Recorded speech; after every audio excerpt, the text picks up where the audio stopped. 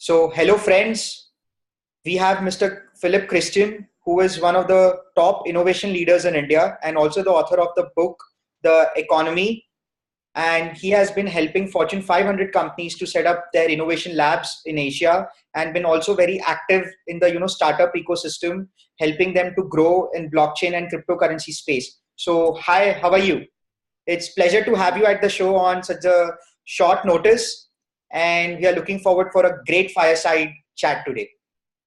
Much appreciated. Thanks.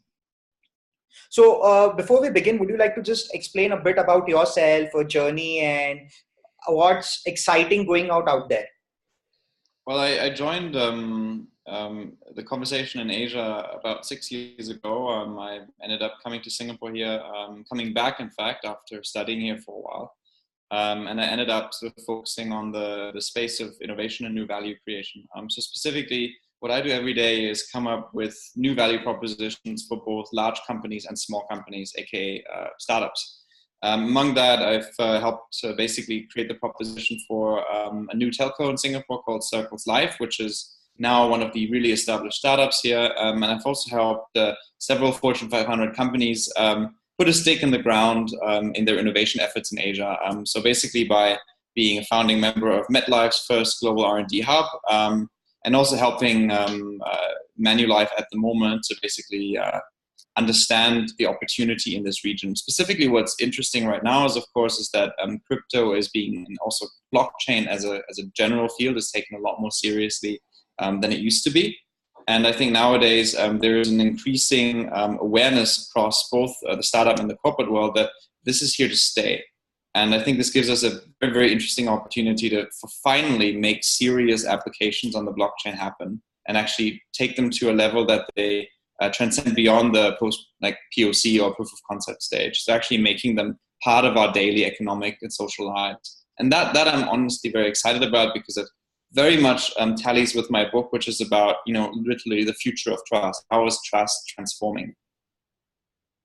That's really really very awesome. And most importantly, just to remind our subscribers and readers, Mr. Philip is just 26, and his book has been featured in one of the world's leading press and media channels, and is doing really great. And I expect kind of for readers to have a look at his book, so they'll kind of understand how blockchain can kind of build a trust economy into our entire ecosystem, and how we can integrate it and kind of grow with it. So moving forward, we have few questions for you, which we would which we are really very excited about, and we would love to know. So definitely the first being is that, as Asia's one of the youngest innovation leader, what does it mean to you? I think if there's one thing I always wanted to do in life is I wanted to come closer to my nature, which has been an outlier ever since I can look back. And you know what, being an outlier is great because you live in your own world, but it's also really painful because other people don't like that world necessarily. So I'd always had this challenge, and I noticed eventually that I was very, very bad at fitting in. So I realized that maybe I could actually create value on the basis of being different or just being my own way. And in the end, I think that's a fine line every entrepreneur or intrapreneur has to find between being, different and maybe forward thinking, and also finding a way of gelling with, the status quo, because we all need to understand and appreciate the status quo to change things. So for me, youth is of course a privilege if you look at time, but it's also a huge liability if you actually want to do great things, because in most of the world, we still trust gray hair. So I think I passionately believe that our generation is not the complacent, lazy, and kind of Snapchat addicted group of people that we are generally portrayed as. I think that our generation has possibly the strongest sense of purpose and the strongest seeking after purpose that I've ever seen across any generation. And I think that is an opportunity for both people who are young and ambitious, but also for maybe the future leaders of the world. To really sort of take a different approach and to question some of the core assumptions of how the economy is run. Specifically, massive centralization, a complete decoupling of purpose and the way value is created in this world. I think there are a lot of things that we can fix. And obviously, if you look at the potential of decentralization and how blockchain technology can actually take away centralization of power and centralization of resources. There is a ton to be done. And I just want to be one of those people that can help drive some of that change, both in large companies, but also in the startup and ecosystem and community overall. Because we all need, in the end, to find something that we can stand for. So what I stand for is empowering more people who are young to be able to actually make a bold move in the world. And to empower especially those who are a bit different or outliers to find ways of which they can actually influence the status quo and to not give up. Yeah, I absolutely, agree with you on this. And also, there's a buzz around the Silicon Valley and all across the globe that the newborns are the new millennials. And the potential of what our generation is capable of doing, the world has seen that by, the blockchain being like over $1 trillion startups all across the globe. And it's like, taking the centralization like massively. You can look at ICOs, which is like amazing way of raising funds for the, new people, new ideas. And they are, they're traditionally, outsmarting venture capitalists in much more way, because the people has, started believing in it. There's a community support all about it. So, that puts me to a next question, which is like, is innovation is like all about, technology, or specifically blockchain? So do you think that the innovation will be much more faster with blockchain, or like blockchain can be stitched with multiple technologies? Okay, so, and I've had a fight with some people about this, and lots of debates. I believe innovation is always about a better experience. It has to make something that we already do today more intuitive, more easy, more pleasurable. Technology is the conduit of doing that, the way to get there. And I think blockchain has the potential of actually automating some of the most tedious and annoying processes that we have to go through in a business and economic sense. A lot of contractual agreements, a lot of things like, well, as you would be well aware, property title transfers, they're all very tedious manual admin things that we can potentially automate to a very, very large degree. Insurance, my industry, of course, as well, is super affected by this potential and can obviously gain a lot from it. So I believe in the end, yes, the blockchain rails can make a lot of new innovations happen. However, what the real challenge is actually creating experiences that work for everyday people. Investing in crypto at this point is becoming easier, but it's still not straightforward. Using a blockchain solution in the end must be so easy that the customer maybe doesn't even know that it's a blockchain in the back of it. So it must become capable of great user experiences, because those great user experiences, they actually validate and legitimate the technology. So in the end, innovation is always about creating a better experience, which creates more utility, and that usually relies on new technology. But it's very important to understand that with blockchain in particular, it has always had a strong trust challenge in being adopted. A lot of people didn't trust in blockchain as a concept, as a technology, or in cryptocurrency as an idea. So the reason that it is catching on now is because there is a collective trust in that the promise of blockchain. And that means no matter how great your technology, you will still need people to trust in that and to trust it to create some form of value add.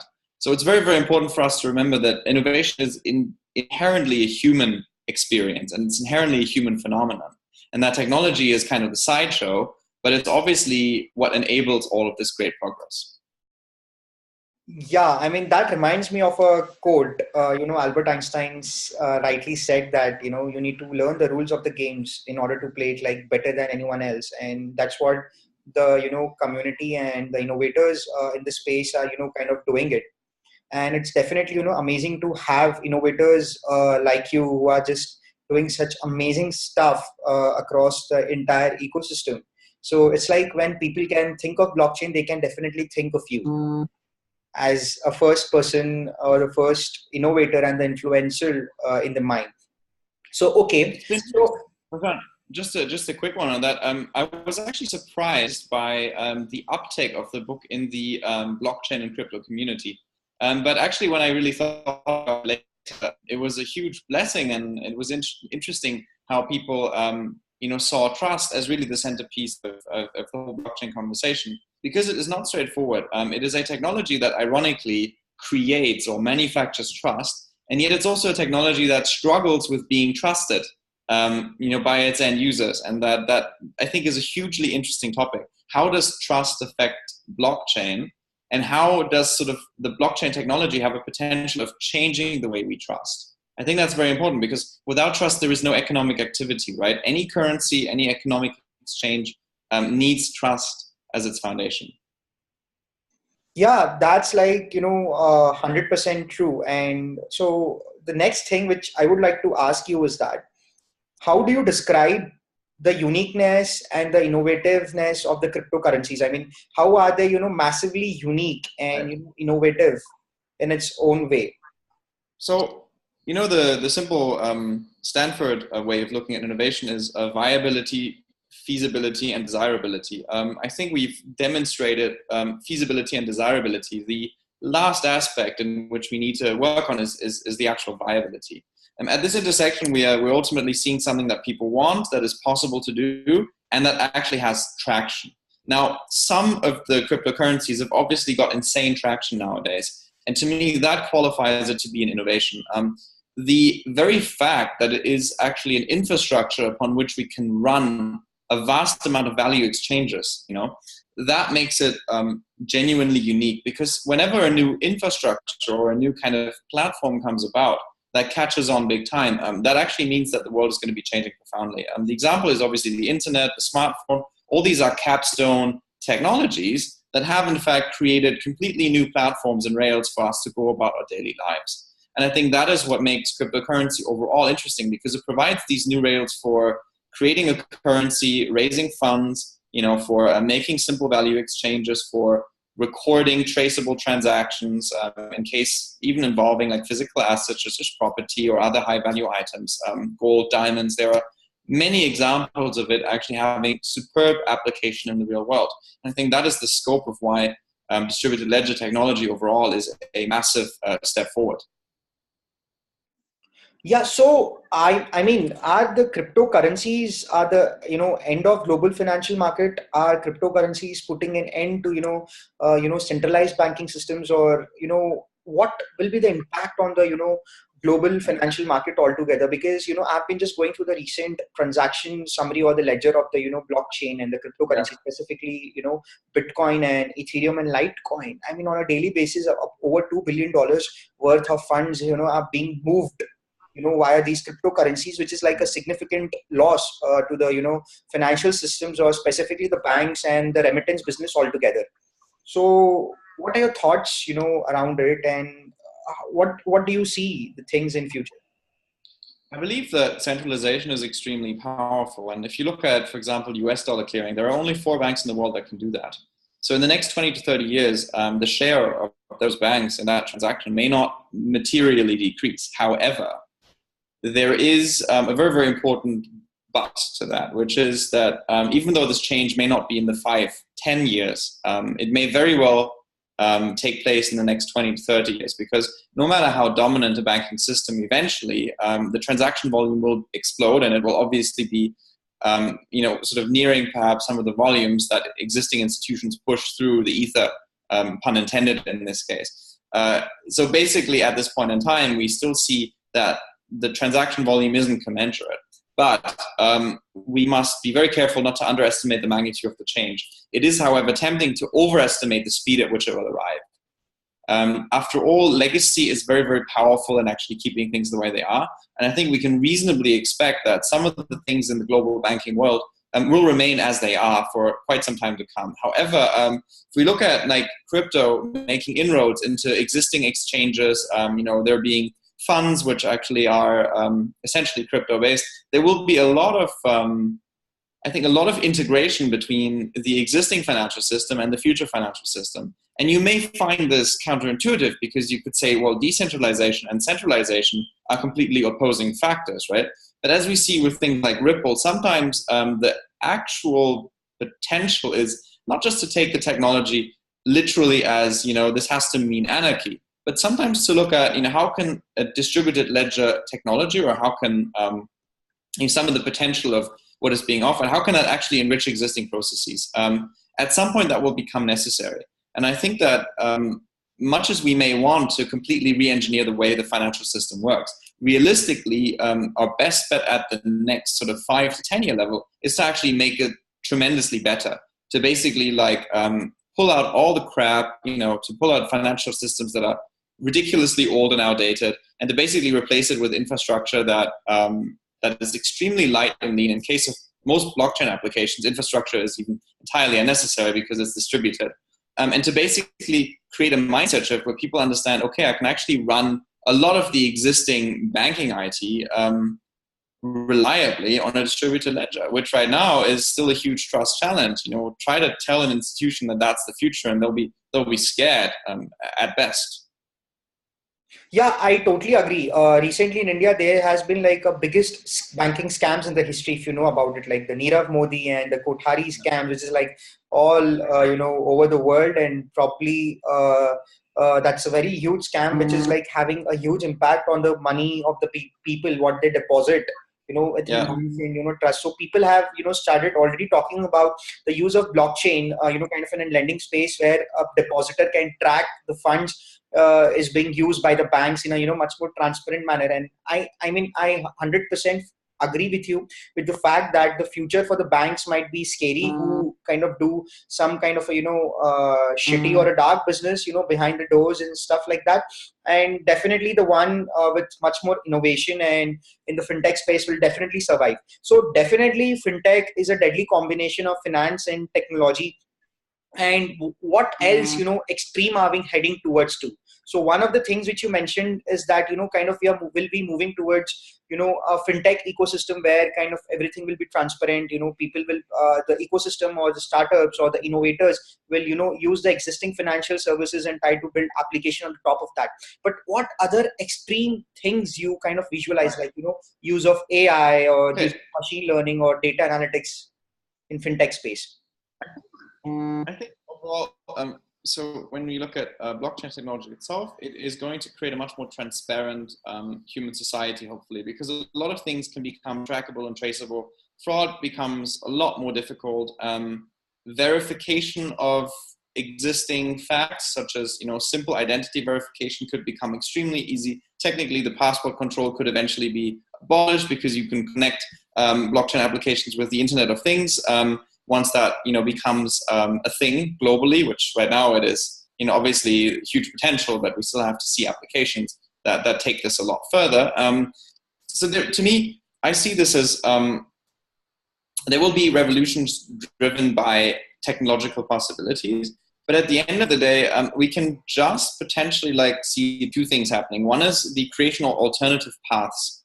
Alternative paths in the financial system might be, as we see money transfers via cryptocurrency to avoid using fiat and to avoid using the banks. And there have already been adjustments made by the financial system to make that harder.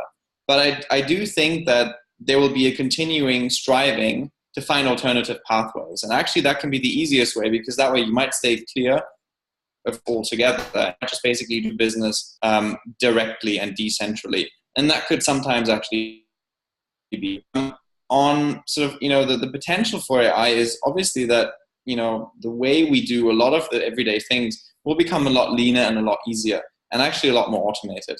Now, the risk of that is that we lose control of how the global economy works, which isn't a small thing. And we've got to be careful that we use these technologies still with some human judgment. I don't think that we should delegate technology that judgment. And I also believe that the idea of humanizing all our surroundings is somewhat grotesque. I recently used this example, like IoT may allow your fridge to become your personal digital companion, but let's be honest, it's a freaking fridge. It's not your friend. So we ought to be very pragmatic, even in the face of some of this remarkable technological opportunity, to not get carried away with building things that nobody really needs, really desecrate humanity altogether.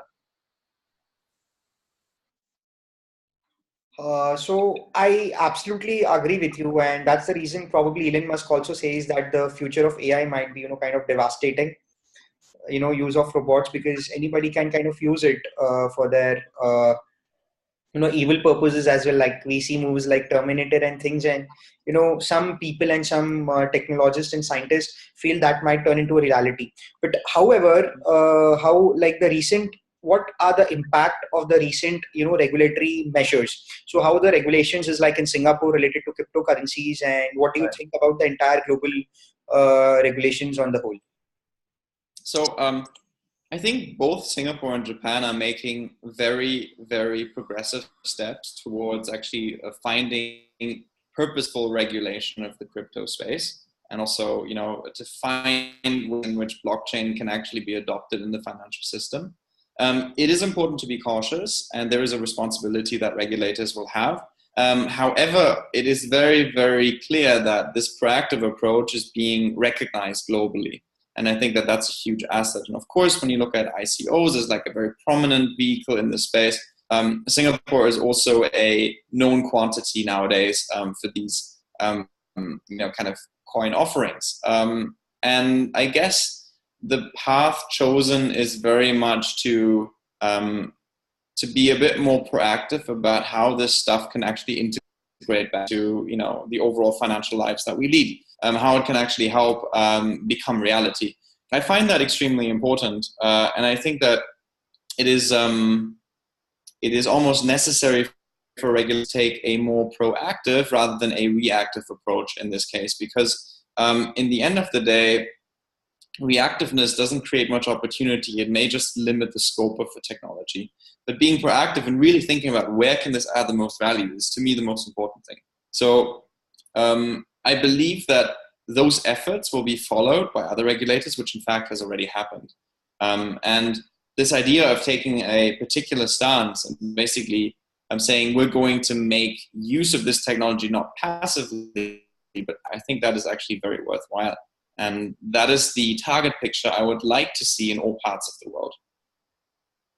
Okay, so overall, I mean, if I understand it, the regulatory measures are having a very huge impact. Countries like Singapore has been setting a very big example to the global community out there, that we are, regulatory compliant. We are looking into it. We want to help companies. We want to help startups. We want to help, everybody grow. And I have been seeing, being like great innovators like you and others in the Singapore who is trying to actually help the community, who's actually trying to kind of, support the community when they come out with the, ideas. And it's like really very awesome, for us to know that, that Singapore and people like you are like kind of supporting it and helping the ecosystem, out.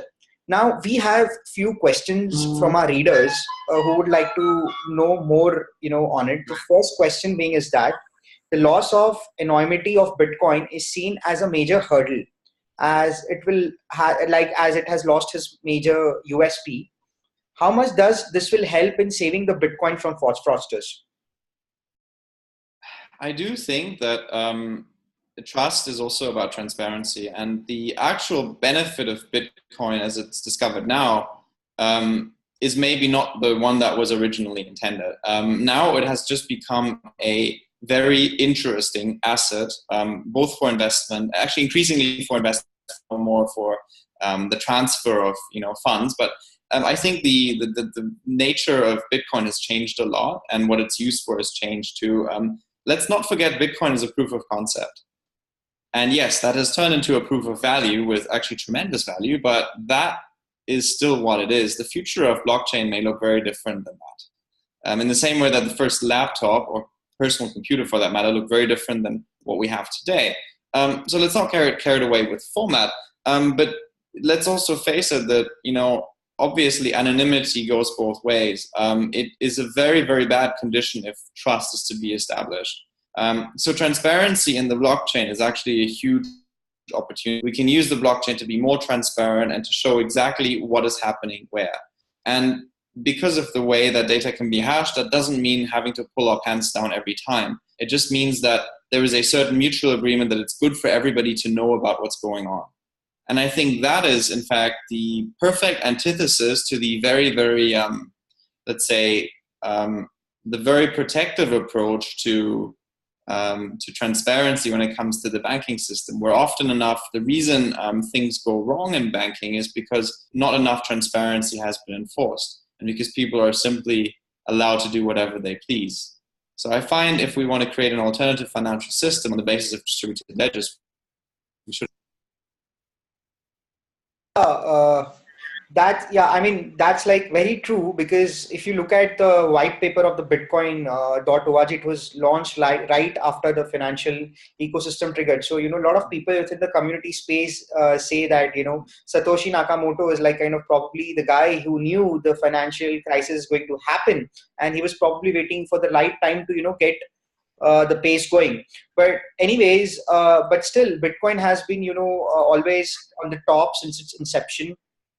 Yeah. So it has certain unique features, which is, kind of holding the supremacy of the Bitcoin over, cryptocurrency. So what other cryptocurrencies can learn from kind of Bitcoin? What are the other kinds of things which, other cryptocurrencies or the ICO launches or the fund managers or the investors can learn from Bitcoin, that they should look out for these USPs while investing in other cryptocurrencies? Well, okay, so I believe that the first one was a pretty genuine purpose. I understand Bitcoin as an alternative to the financial system. That's the original intention. And also out of the idea of being fed up with the existing system, rightly so in that case, because the timing was absolutely prone to having that type of purpose. Saying we want to create a better, much more contemporary way of exchanging value. To me, anything that makes value exchanges cheaper and simpler is good. But the inflation actually of amounts of cryptocurrencies out there isn't necessarily a bad thing. It just means that the fittest will survive. So I don't think the key to a cryptocurrency is by all means having a certain recipe. It is just that if it solves a very specific problem and it solves that with purpose, I think that it will both sustain, but also in the short term, it will benefit from the hype nonetheless. The real question, though, is if you really look at any sort of crypto asset, does it have any chance to survive in a non-hype environment? The answer is yes. I'd be very, very bullish about it. So let's not forget that some things are inherently good and some things are inherently good ideas and propositions. And when you have a hype situation, a lot of things will be launched and many of these things might not be as solid. But as long as we just keep it to asking ourselves whether this would actually be a proposition outside of a hype, I think we're onto something, and we can probably evaluate whether something's worth our money and time. Yes, that's like, words like with a lot of thoughts, and that would take a really very long time for, me to understand. And definitely that puts a lot of, questions for us, why you sell, like for us, why that, how we can invest, why we need to invest, what are the major factors, how our, regulators are looking forward to it. I mean, that's a really very amazing thought and a brilliant thought as well. So, okay, so this is a question which might be a very interesting to you. How the basic recipe of entrepreneurship has changed with cryptocurrency? I think that you will have it easier to have people buy into your idea, and for that idea no longer to have to be a hardware product. So I think of ICOs as kind of inspired by both maybe the rise of crypto, but also by the rise of crowdfunding. And it's kind of the best of both worlds. So I think it allows you to be much more participatory in the type of change that you want to create in the world, and it allows you to have a global audience to basically hawk that change too, which in a way has always been what entrepreneurship is about. Entrepreneurship is about probably one or two people having an idea and convincing the rest of the world that this is something that we want to work towards. That's become a lot easier now, because obviously now people are much easier to find out about something, and also in this case to put their money behind it. So in a way, it has also created better rails for entrepreneurship and not just for value exchange in general.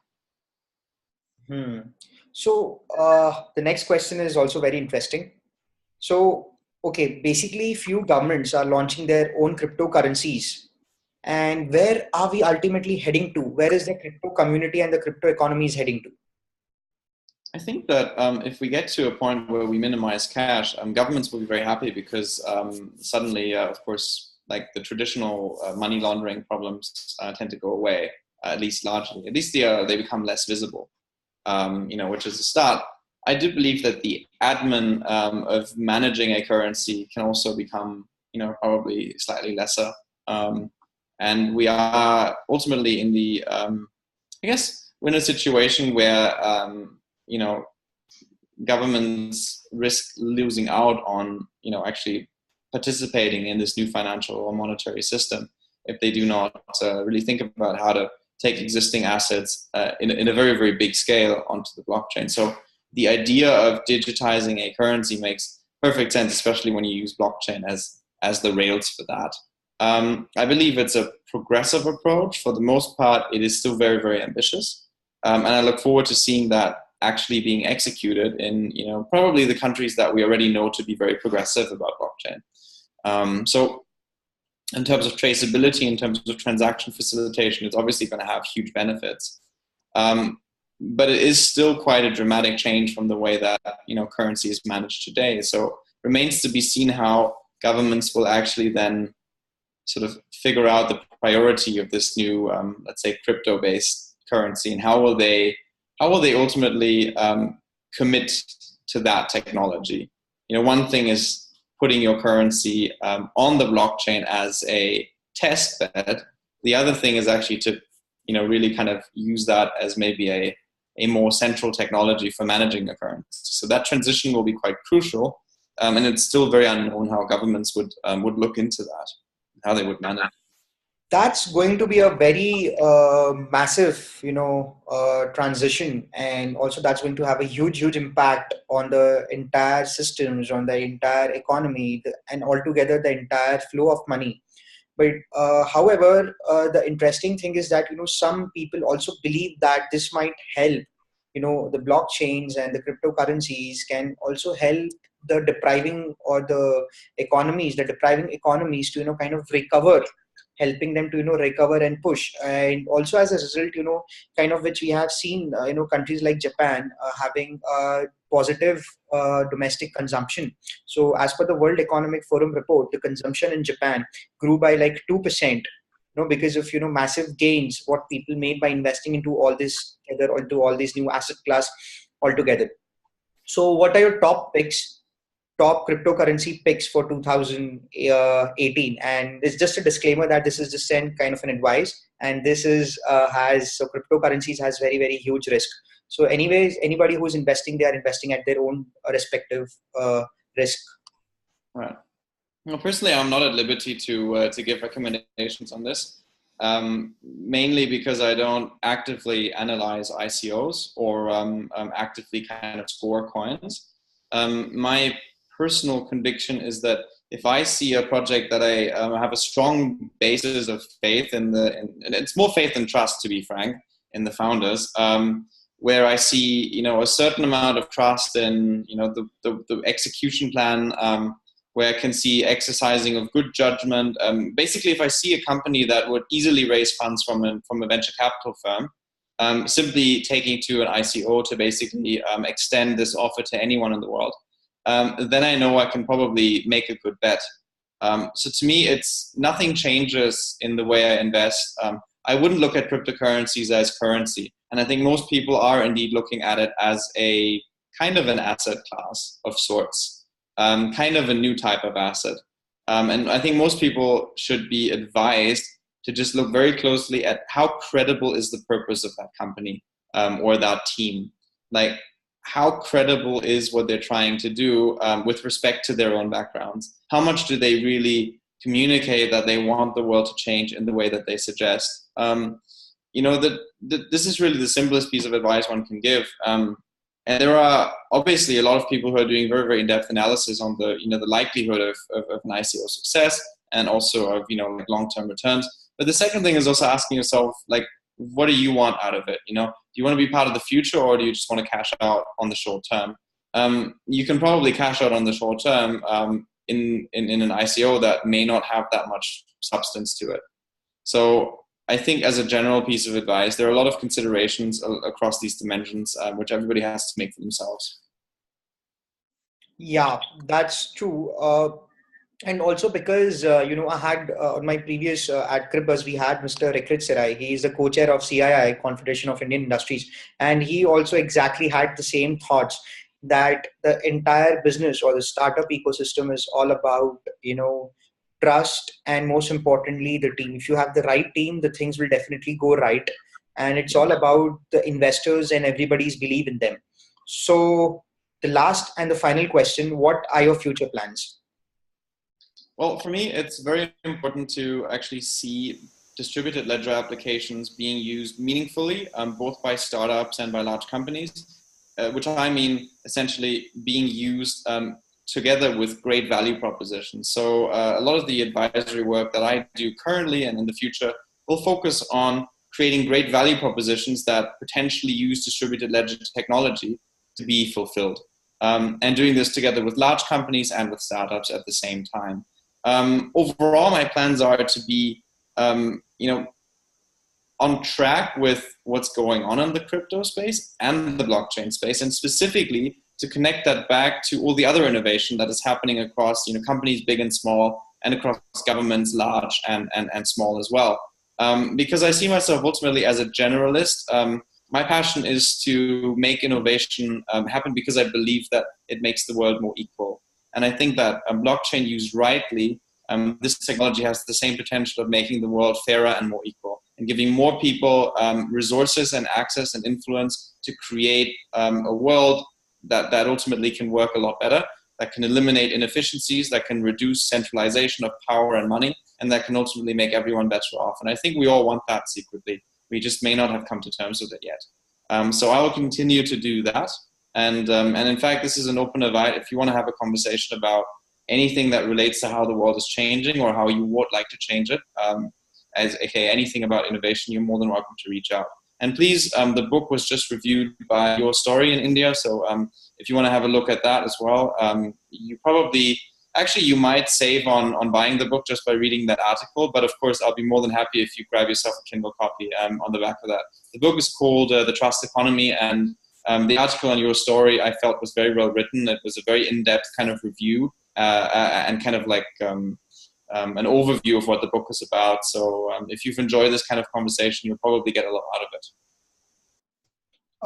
Absolutely. I mean, the title itself is, so inspiring and so motivating. It's like it forces you to, kind of go more into it and to understand how the future with the companies and the startup and the whole ecosystem is like. So how can, people and the startups and others from the community can reach out to you? Where are you available at? So how could you help? If you Google my name, you'll find my website, you'll find my email. It's all out there. Best is probably via email or LinkedIn. Philip Kristin with a K. I'm very easy to find. That's deliberate so that I can actually contact people and be in touch with people that are also interested in kind of in driving innovation for a meaningful cause. And I'm most excited to have those conversations. So I try as much as possible to make my time and my day available to have some of these, interactions and to, find out new interesting things about what's going on in different parts of the world, and also give potentially direction of how I can, help others achieve the things that they want to change about, maybe their immediate context. So really excited to have this interaction, and you're more than welcome to, to drop me a line.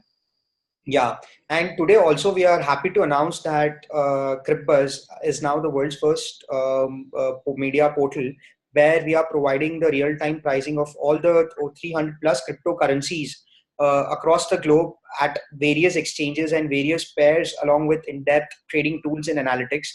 So that's a really very big milestone in just 3 to 4 months of our journey, and we have kind of launched this feature so you can just stay logged in, and also you can have a price what's coming up and what's coming down, and also looking forward to have with you more conversations again, and looking forward to be in touch.